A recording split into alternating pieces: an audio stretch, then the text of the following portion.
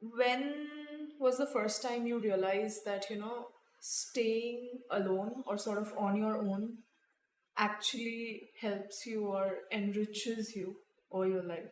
Okay, it's quite ironical. It's basically during the pandemic. Oh my god. Yeah, some people like they absolutely hated it, and I don't know, it was quite opposite for me. Yeah. So during the pandemic, I don't know,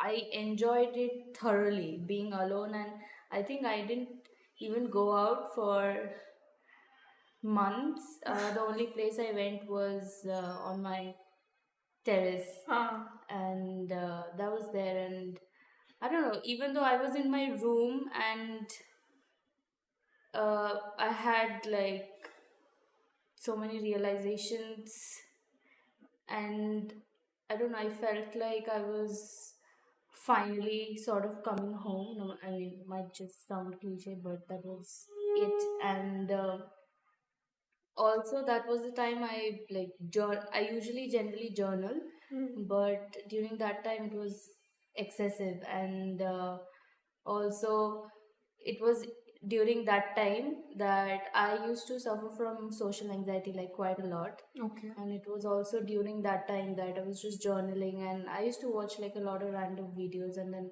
I came across this man like called Alan Watts. He's a philosopher. He talks about Zen mostly. So there's just one thing that he said just stuck to me a lot. Like I've heard quite a lot of times that nothing matters, nothing matters. It didn't really um, touch me or didn't really, you know, get through to me. But a couple of his uh, videos and the things he said just, I don't know, just reached through. And so it was during the pandemic only. I would just keep journaling about random stuff, and then I was watching this video in TEDx, and there was this lady. She was talking about social anxiety and anxiety in general, and also journaling. Journaling is not a new thing for me. I have been doing that like for years, but this was this new technique that I sort of applied. So I don't know what it's called, but it's just a series of questions that you ask yourself. Acha. So instead of verbally talking to myself, I'm just talking to myself through pen and So paper like you and have questioning. a template so that you don't have to put that extra pressure on yourself to come up with everything right then and there. Like, do you have a template of questions Not that you really. ask No, yourself? it's totally spontaneous and impromptu at the moment. For example, if I'm, I don't know, I so sometimes when I have this habit. So if there is something that I'm facing issues with, for example, we'll just take anxiety or social anxiety for that matter. Like initially I didn't know it was social anxiety. I just see that I'm not enjoying with these people, or I don't particularly even see myself there for that matter. Like there are people and yeah, they are talking, but I'm just like there, Yeah. sort of like something invisible. And so I knew there was this feeling I used to get, but I don't know what, I can't name it, but it was not pleasant. Right. So I looked into that feeling, you can say, and then so I just started off like, so I just asked myself, what is this feeling, why do you feel the way you feel? And then it kept on going, like, is it just around a certain kind of people that you feel so, or is it just some particular people you feel this feeling around, or like is it just always when there is people or not? And so while I kept questioning myself, so they weren't questions really, in a way they were like answers, and as I kept asking one question after the other, things kept making sense, and It's then like peeling all the layers. It's I a feel lot like like that's that. also a technique a lot of therapists use, like where they just ask you questions. And I mean, it's interesting that you did that to yourself because, yeah, at the end of the day, it gives you a lot of clarity. But what I also alone. want to know, like, do you feel like you're an introvert, an extrovert, an ambivert? Because before, when I used to think about this whole feeling lonely, staying lonely bit, and even when people talk about it in general, I feel like this whole concept of introversion, extroversion comes into play. And I feel like there's always been this thing where, okay, introverts have social anxiety. But then the thing is, I've also come across a lot of extroverts who've said that no, that's not the case. Like, even we get social anxiety at times when we are among, say, people we don't like. So, what would you say? Like, are you an introvert? Are you an extrovert? Or So initially, I used to think I was an introvert, but then it was mostly so after again I peeled off all the layers and went all deep into my feelings and what I'm feeling. It was mostly um, there was this constant unpleasant feeling when I'm among people, but again it's not everybody. So then after a certain point I realized maybe I'm an ambivert. So but it also, and I think that a person cannot really be, entirely an extrovert or an introvert, but because that's again putting someone into a box, and yeah. I don't really like that idea. I think I might call myself an ambivert, because, and also it depends whether my energy is really matching with the opposite person or not. That is Yeah, the. I think that makes sense because I mean I am very sure that I've been an introvert for the longest time. Like since I was a kid, my parents knew that. People who knew me knew that about me, and I found it very hard to approach people and just strike up a conversation. That was terrifying for me, and I couldn't do it. And then I realized that okay, people would actually look at my face, dur se, and they think like, okay, this girl's really arrogant Yes, because I have I'd been have there. that blank face. But Yeah. that was never the case. It's just that I was so terrified all the time, like because I couldn't strike up a conversation. But then I feel like what happened is because I studied with media and all, I realized I have to talk to people. I have to strike up conversations just because of the nature of my work. So I started doing it. I started pushing myself because honestly, there just wasn't another way. I had to do it. I didn't have a second option.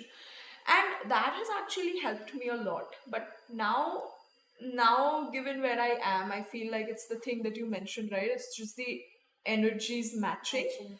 And I also feel like where you are personally, what kind of space you are in Space you are. personally also matters a lot. So, I mean, I can like gel really well with new people if the energies match. But then again, say even people I've known forever, sometimes like even when I'm surrounded by such people, if the energies are not matching, or say everything's fine, but personally I'm not in a great place, then that whole feeling of like, oh my god, I feel so lonely, and that just sets in. Like that's crazy. So but like, has that ever happened to you where, you felt really lonely where even when you're surrounded by a lot of people, or is it just when you've been in isolation, you've been actually lonely? No, I've been among my friends, and I don't know, I felt, you can say, lonely, invisible, whatever it was. But compared to when I have been with myself, it was more like, I don't know, I felt free or liberated, or like you could just be. So And was that like 100% of the time? What I'm interested to know is like whenever you're with yourself, basically you're on your own, you're alone. So was it like 100% of the time you felt like, oh wow, this is great because then I can get to know myself better. I can work on myself or whatever it is. I don't have to pretend, I don't have to talk to other people. So was it 100% of the time that you were like completely content when you were alone? no, no, it was not 100% ever. So I have had experienced being alone and feeling lonely. I have been there, and also I have experienced being alone and like absolutely loving it, and also asked myself, why did I ever question, or why was I ever, scared of being like being alone? So after maybe a lot of self reflections. So even when you're alone, I think you really need to, just like you spend quality time with your loved ones, having a quality conversation or doing an activity that will, so I think it's the same when you're alone as well. Yeah. So for me, for example, like maybe I'm doodling, or doing some random art and craft. So that's I'm engaging into something. I'm engaging myself into an activity which will actually make me happy and also give me a sense of gratification, and Yeah. also I'm there, I'm happy. I don't I feel like it's sort of like feel the treating need. itself. Yeah, Yeah. yeah. And there are also times when I am alone, and maybe I don't feel like getting up and doing that activity just for the sake of it, just to make myself happy. There are times I do, crave human connection when I'm alone. So there are times that I can say I have felt loneliness when I'm alone, but sometimes it has been doable, like it was bearable really, because at the back of my mind I knew that, you know at least I'm there, even if. So what do you think made it bearable? Like when you were lonely and you were truly alone, what do you think made it bearable? Was it knowing that there are people you can always reach out to if it ever got unbearable, or was it something else? I think sometimes throughout my life I have always, had like a I've had supportive enough friends, but it's always not that easy. Even if your friends are, supportive through Yeah. everything, it's not always easy to just go and talk and just Yeah, it's not. just Yeah. go to them whenever you feel the need to.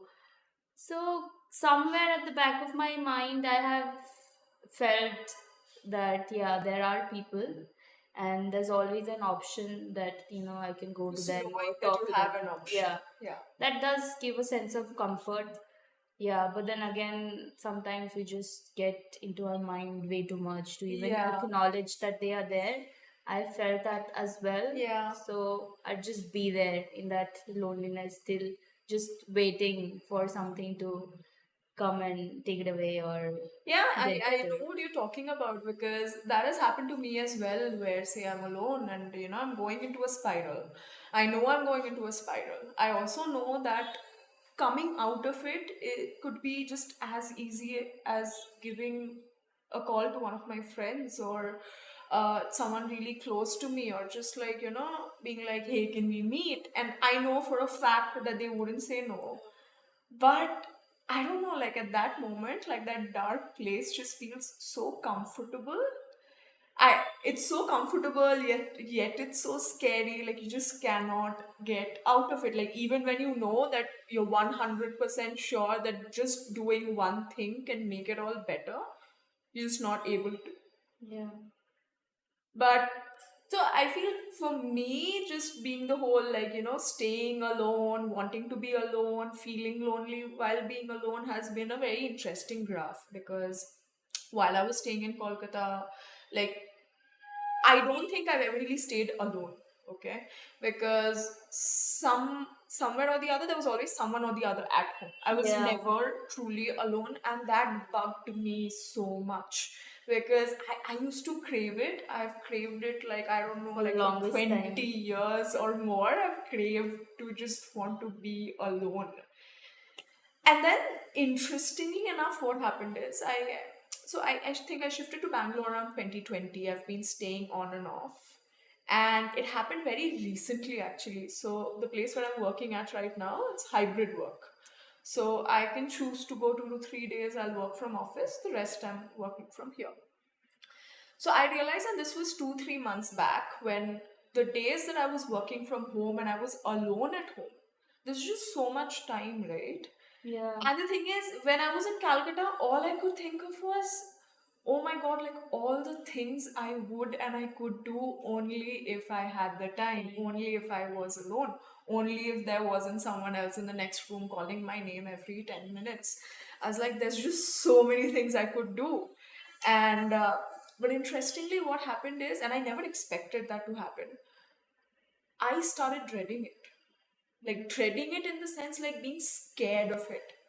Like, it happened to me in a way where I was like, the day when I would wake up in the morning, from that moment itself, where I would know that, okay, today I'm working from home, I'm not going to office, and I'll be alone at home, I would dread it like crazy. I don't know why, and it would bother me so much, like the entire day. Um, I'd hardly be able to work as well. Like I'd struggle to work, and the rest of the time I'd be like, "Oh my god, what do I do? What do I do?" So, and I really had no answer for it because that's what I wanted for the longest time. So I was like, "What on earth is going on?" uh, so I remember telling my therapist that, like, and he knew that, like, he's been my therapist for the last 3 4 years. So he's also been there when I told him, like, I just want to be alone, I just want that space, and we agreed. He also told me that, yes, Tyasha, I agree, if you had that space, there's so much you could do. And now we're here, I'm like, what is happening with me? I have it. You also knew I used to crib about this, and I have that now, so what's going wrong? And he told me, like, a very interesting thing. He was like, see, you've always wanted it, but did you ever plan it? Did you ever know exactly what you were gonna do? You don't.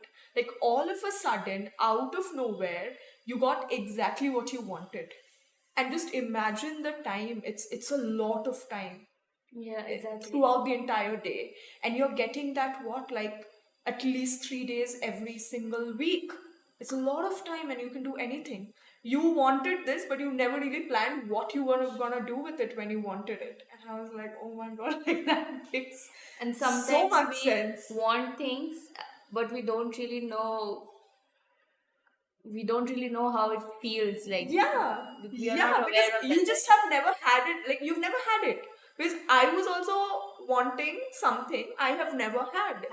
So I never experienced it. I never knew what it felt like. I've heard people who've been alone, and I'm like, oh, it would be nice. All I knew is, like, okay, whatever is bothering me right now, not having that would feel nice and would allow me to do a lot of things. But I never really tasted what it would be like. We always have this expected image in our head. Exactly. Yeah. We make it according to how we want it, but we want it, yes, we can visualize it, but we don't really know how it will feel till it actually happens in reality. Yeah. So as for like spending time with yourself, I've heard a lot of people say that, going to movies alone, going to eat alone is a big part of it. And there are so many people who have told me that they're not able to do it. They have this, like, I don't know if it's fear, I don't know what it is, but it's like you just can't go to the movies alone, or you just can't go out to eat alone. So were you ever there, or was it just normal for you? I wouldn't. I have been to movies alone. I have been went out to eat alone, but I think. I mean, I have had a taste of it. I think what most people sort of fear, that they say, it's mostly the eyes, is what I think. Okay. Okay. So you're there. You're at some place having a nice coffee, but then you're alone. Maybe that's the first time you went out alone, but then of course, probably because it's the first time, again, firstly, it's a new thing that you're experiencing. You have not done that before. Secondly, it's sort of like a taboo, not a taboo, but then I don't know, like, people are sort of looked sometimes in a weird way. Like, I feel like some people might just think like, oh, others will feel like pity for me. Like, oh my god, this person is so lonely. Yeah, exactly. So it's like they are seeing themselves at that particular moment, whatever they are doing, through the eyes of the crowd. People, yeah. So again, like, this point again sort of makes me want to come back to the fact that how important it is to be comfortable with yourself, and you can only do that when you're alone and no one is watching you, and you have to accept yourself in every way. So you really have to look at yourself through your eyes, and not be scared of the crowd or what Yeah. they are going to think. So in your head, you don't really have what you are thinking. You really just have, oh, what are they thinking? Or you're sort of, I don't know, envisioning Yeah. the crowd's thoughts or words, and you're looking at yourself like that. So obviously, I think that's sort of, uh, you got to be scared when something like that happens, but then also you have to have the courage to Mm. just be out there no matter what, and you have Yeah. to tell yourself that's a lie because Yeah. nobody really cares at the end. And that is very true. That is so true. Like, people just couldn't care less. I feel like it's just all that stuff that we make up in our heads. But yeah, I think this has actually helped me through both the times. Once, when all the times that I was in Calcutta and I was like, oh my god, I need to be alone. I just take my laptop, go to a cafe, I'd work from there, I'd drink my coffee, and I'd love that. Yeah. So that helped me, stay away, like, and be alone for a moment. And that has also helped me recently when I was feeling like, oh my god, I'm so alone and I don't know what to do with all of this time that I have. But then I was like, then I realized, no, I just need some structure in the day. It just cannot be like a open oasis and just be like, okay, whatever. That's what was bugging me, I realized. And then I was like, okay, so here's what I'm going to do. Of course, I have my work, but I'm going to fix some time for like some exercise, and some days I'm just going to go to a cafe and work from there.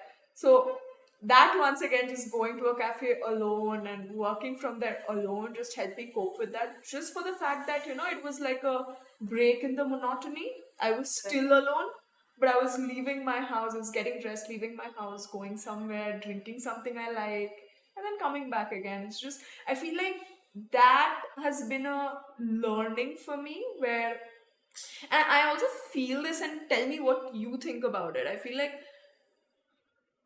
staying with your own self, being comfortable with your own self is just a whole learning curve. Like, you just have to learn it.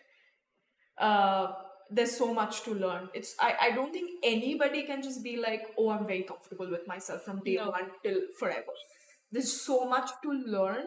So I think that has been my learning so far. Like, if I am staying alone, I need like some breaks in the monotony. Monotony, Like, definitely. at least to know that, okay, so that at least I have that one or two things to look forward to. Like, that's just super important for me. Yeah, I think so. Coming to staying alone, so like you said, it is a learning curve. You have to Yeah. learn. So, for the first time when you're just going out alone, for example, I also think it's not just that particular thing that you want to do, or just the fact or that you want to be alone. So you're just gonna be alone and you're just Yeah. there, like, and you're just there without Yeah. without any plan or any idea to Yeah. what to do with that time, what to do with that space. So, for example, maybe you're going out alone.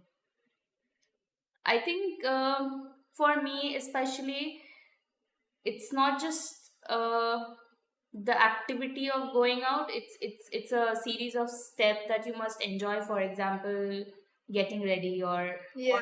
or maybe for that matter, romanticizing the fact that you're actually going out alone, and and also the how you look at it, in like, it must come from, you know you must look at it in a way that's, you're going to experience something new, and Yes. also not put a lot of expectations on it. And it shouldn't, I don't want to use the word should or should not, but it mustn't be done out of, I don't know, pure compulsion, or because I don't really have anything, or. Yeah. But then again, like, what I'm trying to say is that you need to have an open mind. You, again, should not be putting any expectation on it. That is there. So one thing is the entire, like, step by step process, whatever it is. And another thing, maybe you're just alone in your room doing things. Even that, you could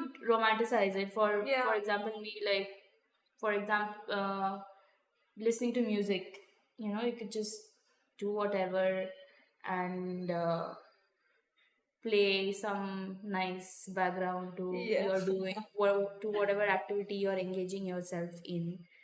That is one thing. And other than just any activities, I think spending time alone and being in a space where it's just you and your thoughts. Sometimes most of the people are for most of the people that I have spoken to, I've heard this a lot. They can't really be alone, mostly because they sort of have to like face their thoughts. Yeah. They are coming, and so one of the most important things that I have learned and have been a major experience for me while being alone is like facing all those thoughts. Yes, that's actually, I feel like, a tough part of it. Yeah. Because you don't have any distraction per se, Yeah. until and unless once again you are creating it Creating yourself. yourself. There's nobody around you who will create it for you, and you will be like, oh, thank God, I don't have to face Yeah. this. And I think until and unless you face your own thoughts, or you're in a space where you're completely alone and just you can't really know yourself, because Yeah. otherwise you're just surrounded by people, surrounded by opinion.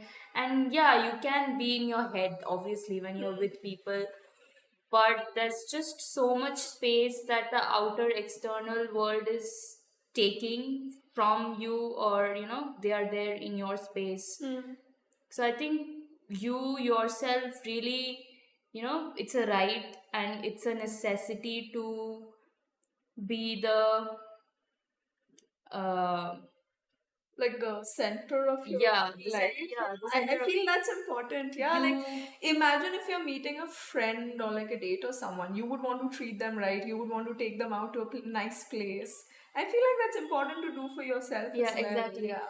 So my first therapist, so basically this is one of the things that she told me that stuck with me even now. So I was sharing certain issues that I had. So she just told me, like, imagine that whatever you are going through is your friend that you love very much is going through exactly the same. What would you tell her? What Yeah. would you ask her to do? What would you want her to do out Yeah. of your love? So you would want to incorporate that on yourself as well. So maybe try telling the exact same things to yourself. And I'm like, Yeah, that's fantastic because, like, not the exact premise, but something similar. Like, I had gone to my therapist, and I was telling him, like, I don't remember exactly, but some incident had happened, and I was just berating myself a lot, like, personally. And Exactly. it's almost like all I could think was, like, why didn't I do something then? Why didn't I do something then? And the thing in turn had hurt me only. But I was still like, oh, I should have done something then. And I told my therapist about it, and I'm like, it's eating me up, the fact that, I didn't take a stand then, or I didn't do anything at that time, because I'm not that person. Yeah. I usually like speak up for myself. I speak up for people. That's not me.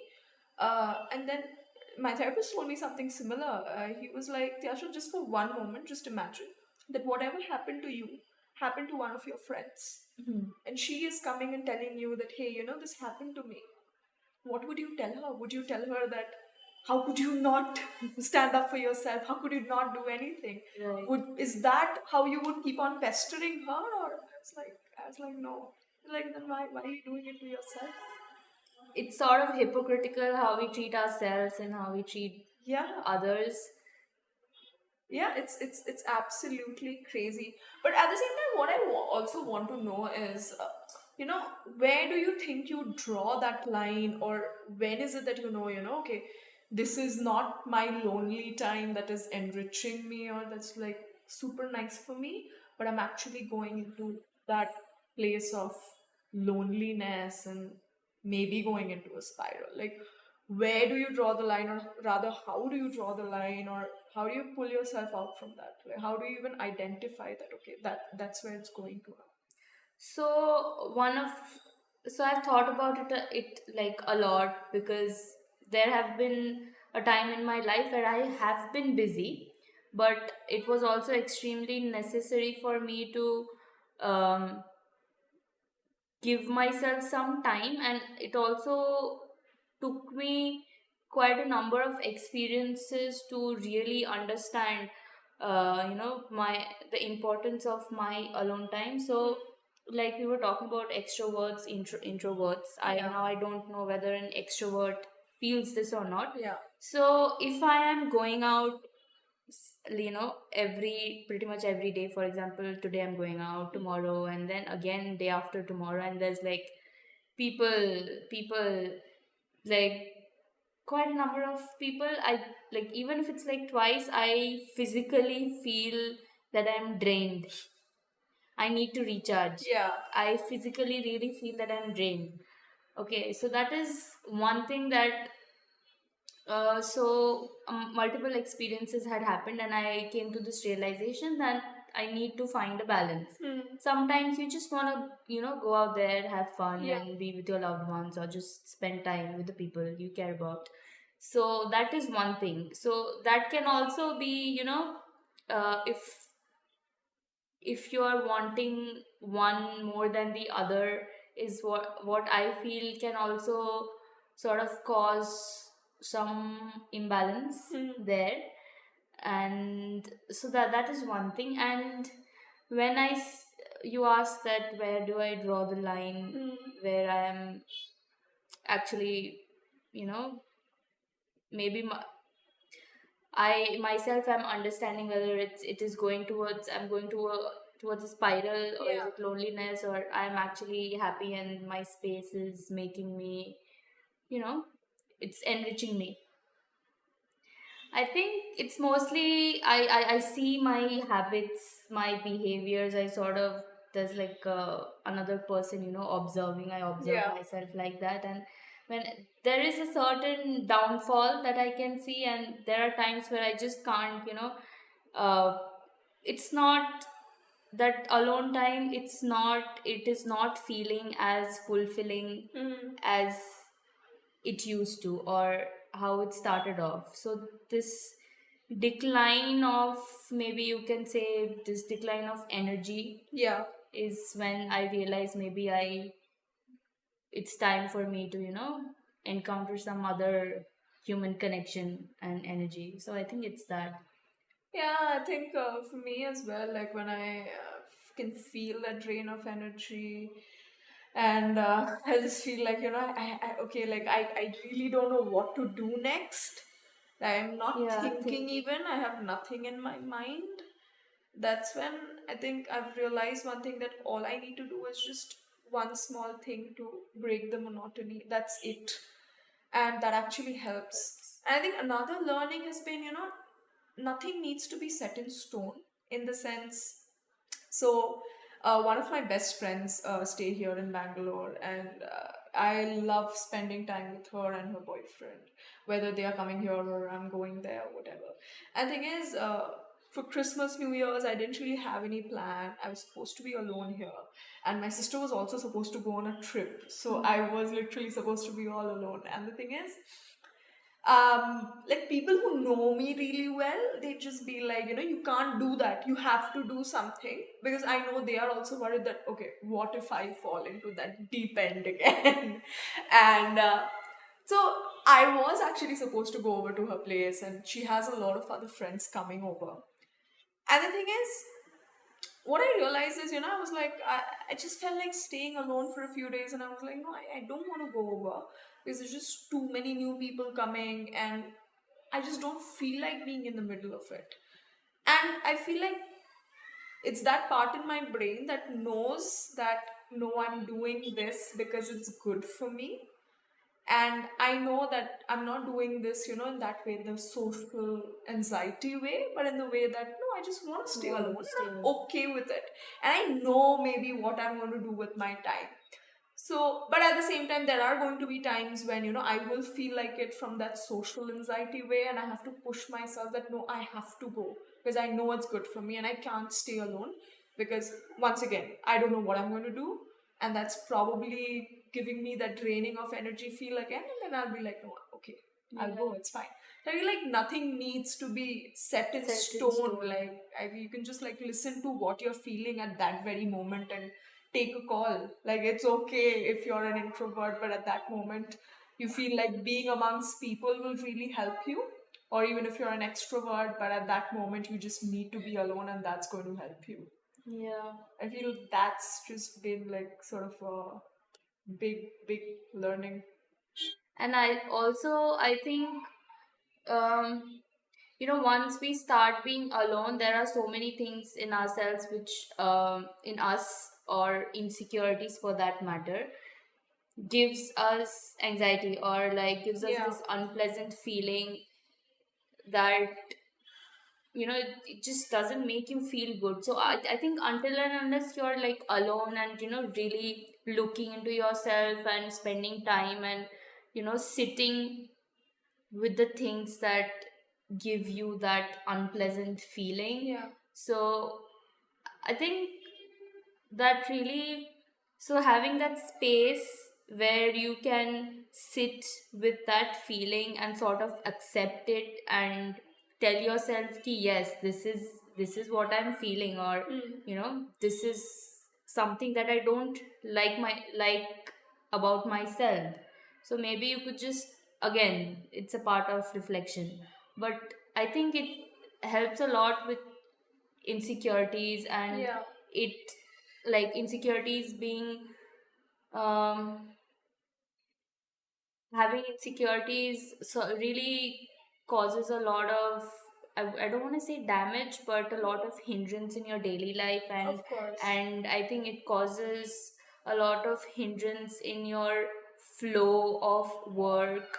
Like, it might just decrease your potential. Like, you, if, because due to your insecurities, you might just not go and do something that you really want to do.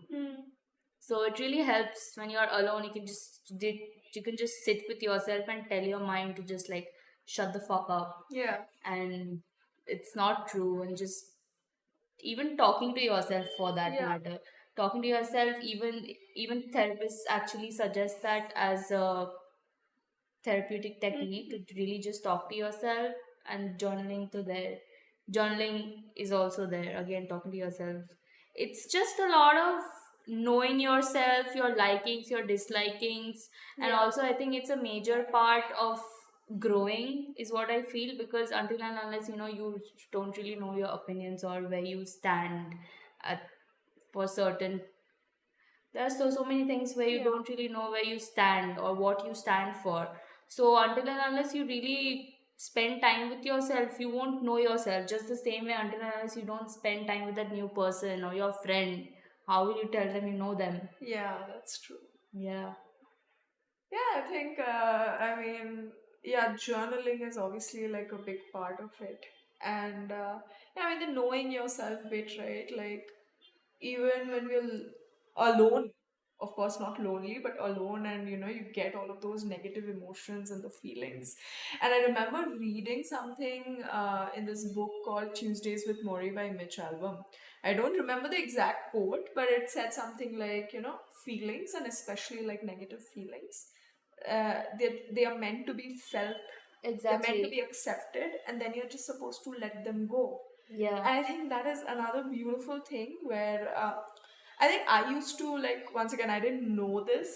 Like, my therapist made me aware the fact that I used to really struggle with the fact that I could get sad, or I could get to that extremely low point, because I would feel like, I was so scared of it, because I'd feel like if I go there, then there's no more coming back.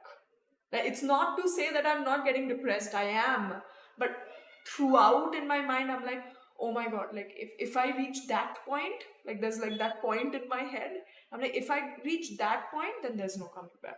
Something just tells you that it's all gonna end or something like that. Yeah, and my therapist was like, dude, we all cry so many times. We all get sad probably every day for a moment. It's okay.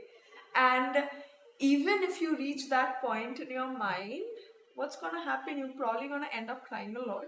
You'll get very tired. You won't be able to work for the rest of the day. You'll fall asleep. But believe me, the next day you're gonna wake up and it's gonna be fine. Even like crying alone has been so therapeutic for me. Like people usually, you have to hide if you're in front of people and Yeah. you're crying, you have to like hide that. Oh, like, it's not a bad thing, it's a very natural thing.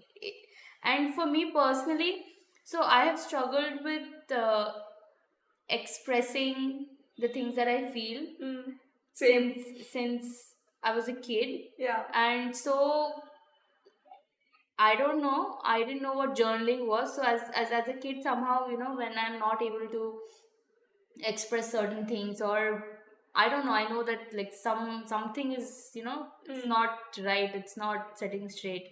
I just journal. I don't know. I just take bits and pieces of paper. I'll write something, and then I don't know. I'll either throw it or hide it somewhere nobody would ever find. So that's one thing, and the other thing is crying alone. Like initially, I used to be sad that I'm sad and I'm crying alone and there's like so much pain. Yeah. But over time, as I grew up, I realized how therapeutic it is, because some people, for them, maybe expressing their emotions is just maybe talking to someone. But I really think that emotions, they really need to be felt. And Yeah. and when I'm crying, I know I'm feeling it all. I'm feeling it all through my like body. I can Yeah. feel everything. It's just so intense. And so I'm crying, I'm fine, I'm totally fine, because I know once I cry, there's this sense of relief that you get. Yeah, I think that knowing that is super empowering, where you come to the point where you're like, yes, there will be times when I feel bad, Yeah. and yes, I will let myself feel it, because once I do, I am also strong enough to get out of Get it, out and of I it. will get out of it. Like that is actually super empowering.